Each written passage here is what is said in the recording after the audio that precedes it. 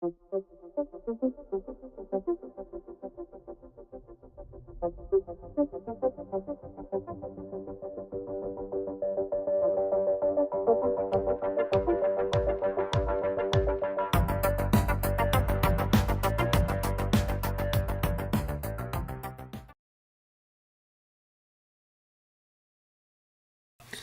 we look at the equation for a pressure distribution in a liquid, we can develop a certain form of technology, or it has been developed, that is really quite useful, and that is the barometer, the ability to measure atmospheric pressure.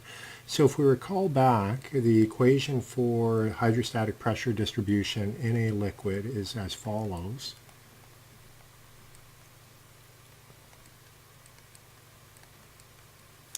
And with the barometer, if you know pressure at one point, you can determine it at the other. So let's take a look at the principle behind the mercury barometer.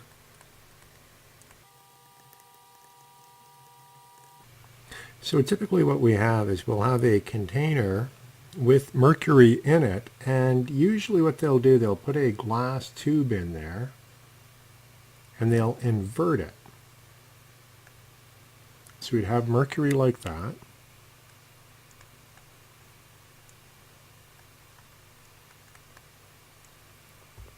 And so the density of mercury, rho Hg, and here we have atmospheric pressure acting on the outside, and what they would do is they would form a vacuum, and so the pressure here would be roughly equal to 0. And then what they would do, they would measure the height of this column, and that would be height h. And this position here is Z1 equals h. So, and the position down here is Z2 equals 0. So the operation of the mercury thermometer, or barometer, uses this equation here. And the way that it operates is we know Z1 equals h.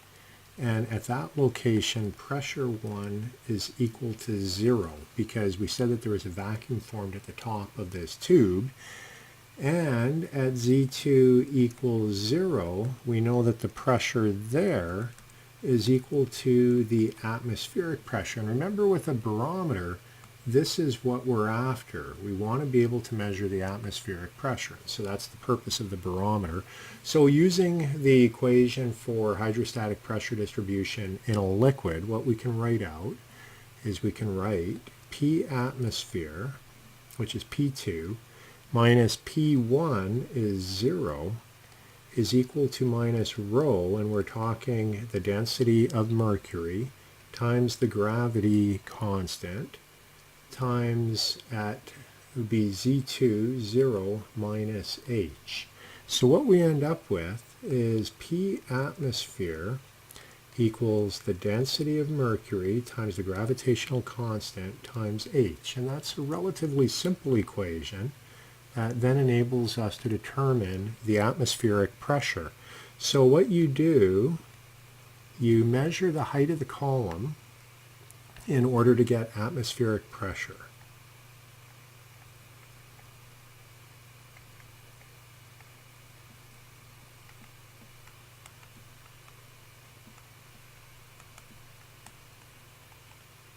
So that is the way that the mercury barometer operates.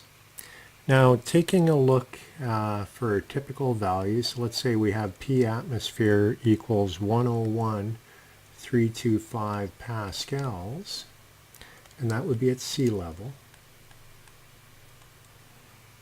And knowing the density of mercury at room temperature, 13,580 kilograms per meter cubed, we can go to our equation, P atmosphere equals rho Hg/gh. We know P atmosphere, there we know the density, we know the gravitational constant, so that can enable us to determine how high that column should be.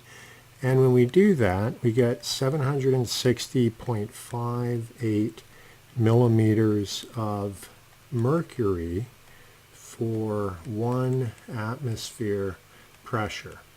So quite often you'll hear people refer to atmospheric pressure as being 101,325 pascals.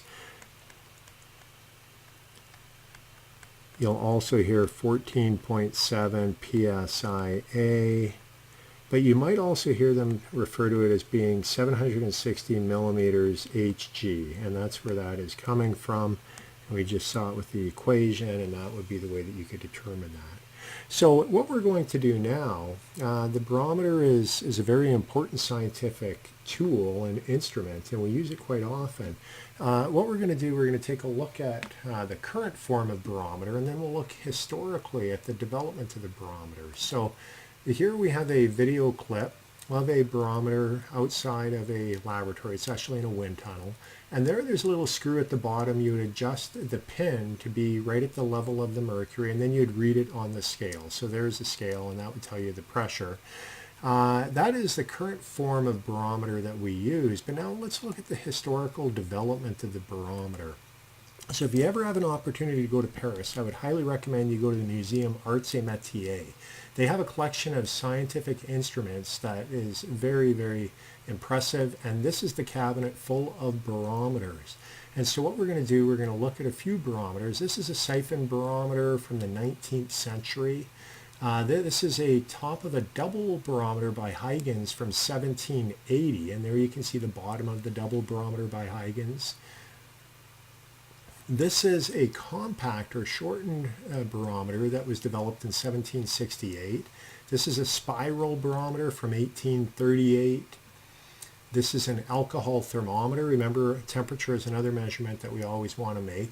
And this is a combination by Borden and Perica that they had both temperature and pressure, and with that they could forecast weather. So those are some early barometers that were developed between 1750 and 1850. Barometers and thermometers, the ability to measure both pressure and temperature, very important for the advancement of understanding of science and physics, and consequently the barometer is a very, very important measurement tool that has been developed over the years. So that is a look at how you can use hydrostatics to be able to measure atmospheric pressure.